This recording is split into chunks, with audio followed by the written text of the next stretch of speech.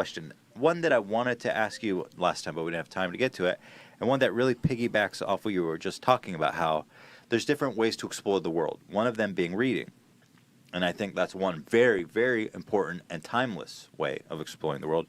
What do you think about this phenomenon? Less people are reading. Like, it feels like almost nobody is reading per capita. What do you make of that? Do you see that as an existential crisis? No. What do you make of it? No. Well, reading for pleasure has always been a minority occupation. Like, most people don't read for pleasure. Of the people who read for pleasure, only a small proportion buy books. Of the people who buy books, only a small proportion buy difficult books. It's a specialty market. And I don't think that's changing. What I do see happening, though, is that is being expanded in surprising ways by such things as YouTube videos and podcasts. So you can find the value in something like that is just as valuable as something you could possibly find in a book. Well, I think that the two technologies have their advantages and disadvantages. The thing about a book that you can't get from a discussion is that a book is like a portrait as opposed to a photograph.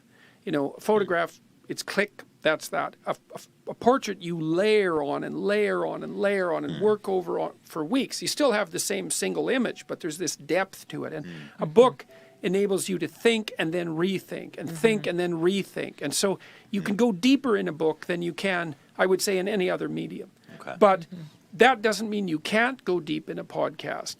And it doesn't mean that there's no educational utility in podcasts. Plus, there's audiobooks, right? And Sure. people are listening to those that mad. was another question. Do you think that audiobooks are just as valuable as books? Oh, sure. Just as good? Well, the thing is, if you can really read, you can read way faster than you can listen. So reading is more effective, except that, and this is what's cool about podcasts and what's game-changing about them, I would say, is we can't read while you're driving. Yeah. You can't read while you're doing the dishes or exercising. And so all of a sudden with the podcast world, people have all this time that was used maybe listening to music, which is fine, right?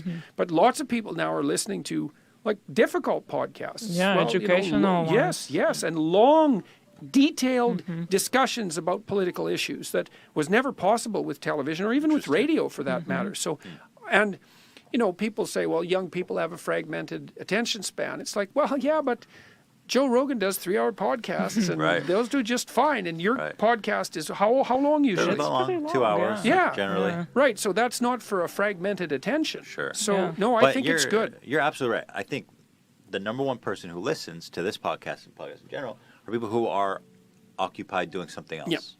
Yep. And I think you're right. That's really valuable to be able to utilize that space. Definitely. It's found time. Right. And so that's why the podcast market, I think, has exploded. It's like, oh, look, I can make use of commuters. People spend thousands of dollars a month in their time commuting. It's like, poof, all of a sudden you can make that. You can take a university degree while you're commuting, essentially, in terms of the knowledge that you can attain. Sure. So I'm not pessimistic about that at all.